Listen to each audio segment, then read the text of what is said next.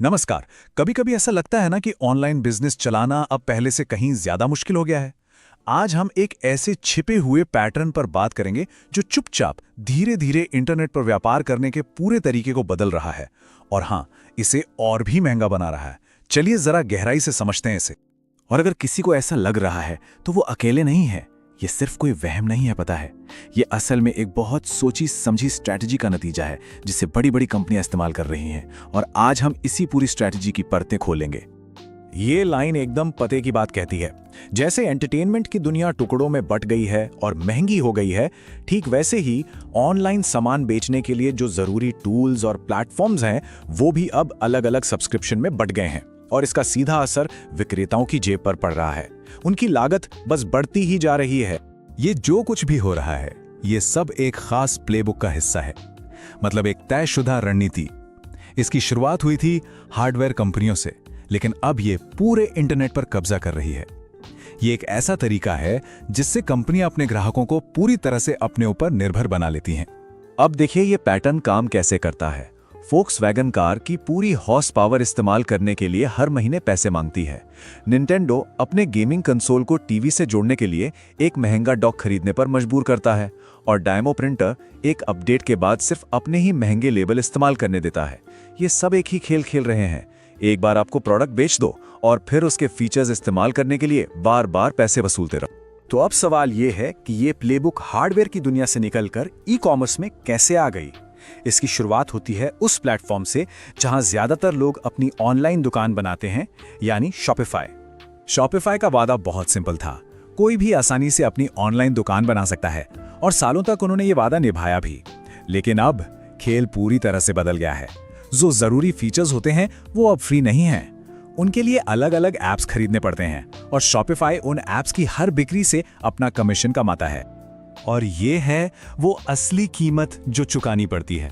हिसाब लगाया गया है कि औसतन एक शॉपिफाई स्टोर चलाने वाले को जरूरी फीचर्स के लिए हर साल लगभग $4,176, मतलब 3.5 लाख रुपए से भी ज्यादा एक्स्ट्रा खर्च करने पड़ते हैं। सोचिए, ये वो छिपी हुई कॉस्ट है जो धीरे धीरे सारे प्रॉफिट को खा जाती है।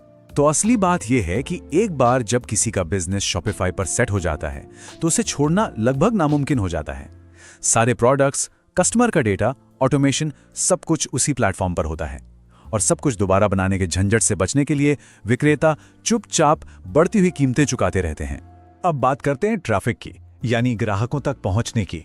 गूगल और मेटा ने भी अपना तरीका बदल दिया है। पहले विज्ञापन देने वालों के पास पूरा कंट्रोल होता था, लेकिन अब एआई टूल्स ने सब कुछ एक ब्लैक बॉक्स में डाल दिया है। मतलब आप बस पैसे लगाइए और एआई बाकी सब कुछ तय करेगा। इससे यह समझना बहुत मुश्किल हो जाता है कि पैसा असल में जा कहां रहा है और क्यों जा रहा है। और इस खेल का जो फाइनल स्टेज है वो एटसी पर देखने को मिलता है। वहां एक तय कमाई के बाद विक्रेताओं को ऑफ साइट विज्ञापनों के लिए पैसे देने ही पड़ते हैं। ये कंपलसरी है। उन विज्ञापनों पर उनका कोई कंट्रोल नहीं होता और वे उसे बंद भी नहीं कर सकते। प्लेटफॉर्म ट्रैफिक को कंट्रोल करता है और उसके लिए बिना पूछे पैसे काट लेता है। लेकिन रुकिए, कहानी यहीं खत्म नहीं होती। एक और छिपी हुई लागत है। कुछ कंपनियां हैं जो विश्वास और नई टेक्नोलॉजी जैसी जरूरी चीजों के लिए चुपचाप बिजनेस पर एक तरह का टैक्स लगा रही हैं। ये एक ऐसा सवाल है जो ज्यादातर लोग कभी सोचते ही नहीं। कस्टमर्स ने रिव्यू लिखे, प्रोडक्ट के बारे में लिखे और वो वेबसाइट पर दिख रहे हैं, लेकिन क्या वो रिव्यू सच में उस स्टोर के मालिक के हैं?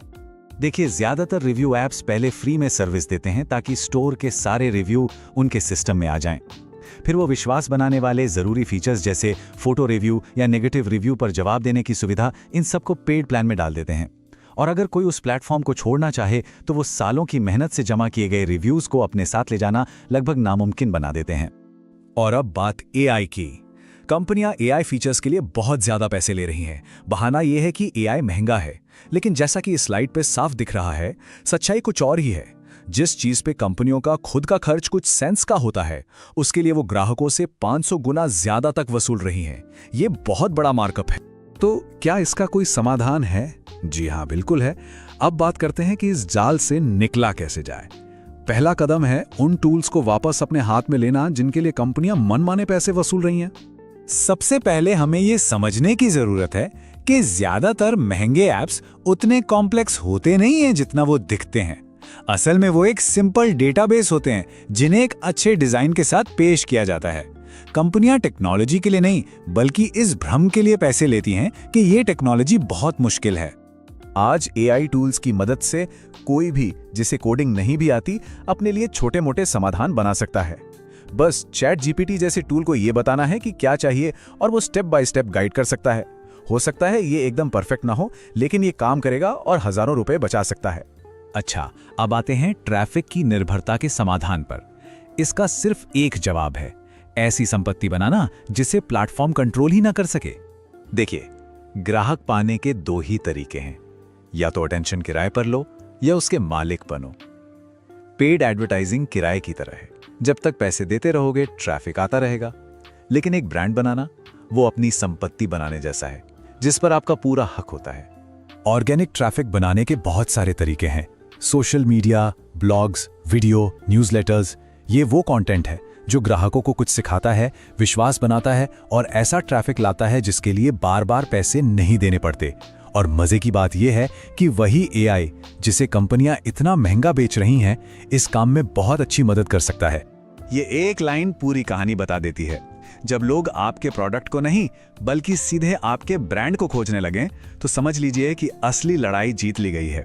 यही फर्क है किराए के अटेंशन और अपनी खुद की संपत्ति के बीच में। तो इसका मतलब यह है कि आगे से कोई भी नया टूल या प्लेटफॉर्म इस्तेमाल करने से पहले ये 3 सवाल पूछना बहुत जरूरी हो जाता है। क्या सारा डेटा अपना है? क्या बिना कोई नुकसान उठाए, बिना सालों की मेहनत गवाए उस प्लेटफॉर्म को छोड़ा जा सकता है?